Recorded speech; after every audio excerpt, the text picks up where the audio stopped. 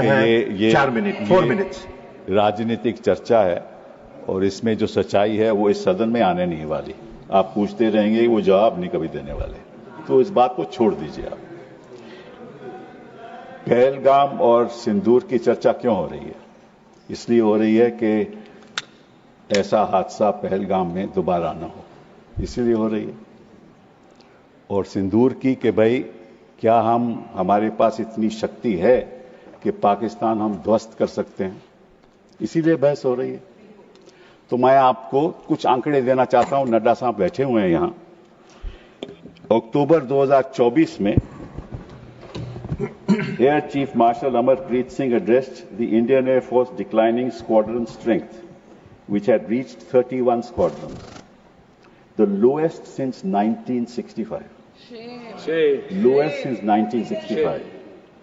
The Indian Air Force is currently operating with 31 squadrons, the lowest count since 65 when India was engaged in a war with Pakistan. We are committed to fighting with whatever we have. This is the state of the Air Force. We are committed to fighting with whatever we have while prioritizing the maintenance of current assets and ensuring personnel are properly trained. This is his concern in 2024. फिर क्या हुआ? आपने Indian Air Chief again said, at the moment we are very badly off. I'm not saying this. At the moment we are very badly off in terms of numbers. And the numbers that have been promised are also coming in very slow time, making a case for boosting production rate of fighters. He said that an in-house study conducted by IAF showed that it must induct 2 fighter squadrons every year to cater to the numbers needed.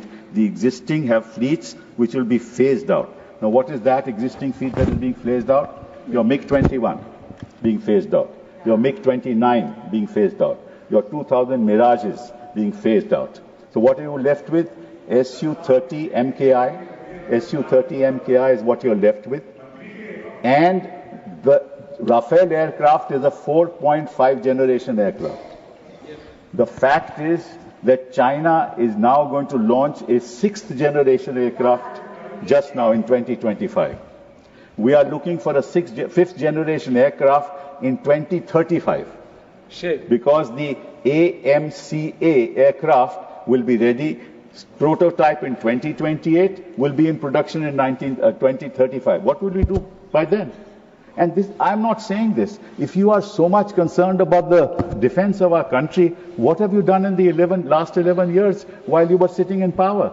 You must answer that. There is no point blaming each other कि वो तो सवाल पूछेंगे और आप कहेंगे हम नहीं बताएंगे। ये तो आपकी राजनीति है। This is your राजनीति। दूसरी बात, एक और बात बताता हूं। HAL ने LCA एयरक्राफ्ट का गठन सोचा था 1984 में। 2001 में अभी तक जहाज तक बना नहीं और 2025 हो गए, एक जहाज नहीं आज तक बना, एक जहाज नहीं, जो हमने कंसेप्चुअलाइज किया था 1984 में। आप क्या कर रहे हो? दूसरी बात, तीसरी बात आपको बताना चाहता हूं, वो ये है कि पाकिस्तान के पास, हमारे पास तो ये 31 स्क्वाड्रन फेजिंग आउट के बाद 29 रह जाएंगे, और पाकिस्तान आज के दिन उनके पास 25 स्क्वाड्रन है, तो लगभग बराबरी है। और साथ साथ में 133 स्क्वाड्रन चीन के हैं। साहब आप मुझे नहीं, आपका समय समाप्त हो गया, समाप्त हो गया। मैं बैठ जाता हूं। आपका समय समाप्त हो गया। सुनना नहीं चाहते तो मैं क्या कर सकते हैं?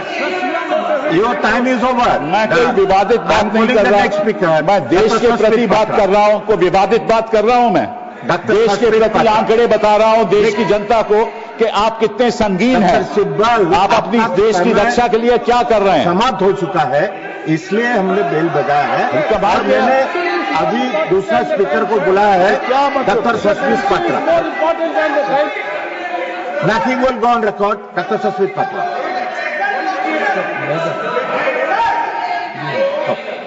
Sorry doctor Medha Vishwam Kulkarni. मेधा जी। नहीं,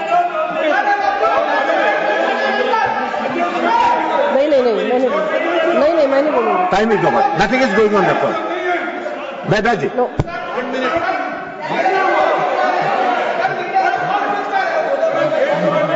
समय कम है, मैं ऐसे भीड़ में नहीं बोलूंगी।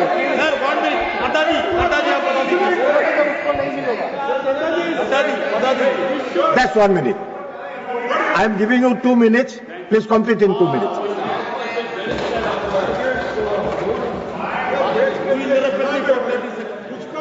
टाइम दे दिया, आप बात बात पर क्यों उठ जाते हैं? आप एलो किया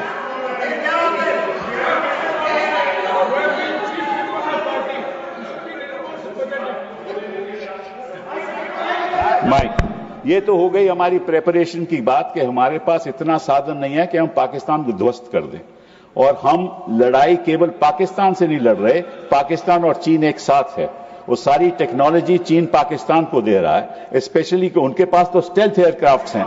हमारा ये जो राफेल है, it is a half stealth aircraft. It has got avionics but is only got half stealth characteristics. बात तो है। अब बात आए हम सिंदूर ऑपरेशन पहलगाम की। जब पहलगाम में 26 लोग की मृत्यु हुई तो ऑब्वियसली टेररिस्ट 400 किलोमीटर अंदर आए थे और उनके पास AK-47 थे और बाकी भी औजार उनके पास थे, मॉडर्न थे। तो किसी को पता नहीं चला, किसी को पता नहीं चला कि 400 किलोमीटर अंदर आके उन्होंने 26 लोगों की हत्या की। पहली बात ये। और वो 1 किलोमीटर थे हमारे स्टेशन, एयर मिलिट्री स्टेशन में, ओनली 1 किलोमीटर अवे। पहली बात ये। दूसरी बात, 8 अप्रैल को गृह मंत्री जी जम्मू कश्मीर गए। वहां उन्होंने लेफ्टिनेंट गवर्नर सिन्हा साहब के साथ मीटिंग की। मीटिंग में उन्होंने कहा कि भाई हमारी व्यवस्था इंटेलिजेंस की क्या है बताइए हमें, और सिक्योरिटी क्या है बताइए हमें। 22 अप्रैल को यह हादसा हो गया और उसकी वजह यह है कि आपने उमर अब्दुल्ला को उस मीटिंग में बुलाया ही नहीं। अगर आप लीडरशिप को एक मिनट लीडर अरे मुझे बोलने तो दीजिए। अब ये देखो सर, मुझे अगर मुझे बोलिए, आप बोलिए। हाँ, मैं यही कह रहा हूं कर रहा है, आप बोलिए। इंफॉर्मेशन कहां से आती है? इंफॉर्मेशन जनता से आती है। अगर कोई हादसा होने वाला हो, कोई माइक ही बंद कर देते हैं।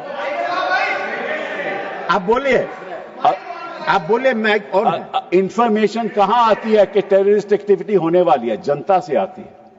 जनता कौन है? वहां जम्मू कश्मीर की जनता है।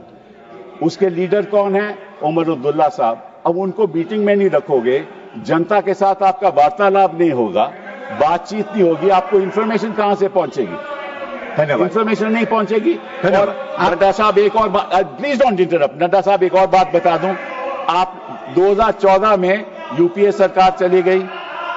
2014 के बाद 16, 17, 18, 19, 20 जितनी मृत्यु सिविलियंस और सिक्योरिटी पर्सनल की हुई वो 2014 से कहीं ज्यादा थी।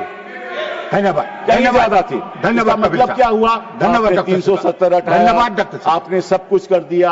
आपने वादा किया कि यहाँ को टेररिज्म खत्म हो गया है, वो सारा शिफ्ट हो गया जम्मू में। और आपने 1 लाख 80,000 जो मेधा जी बोलेगा आर्मी के लोग कम कर दिए।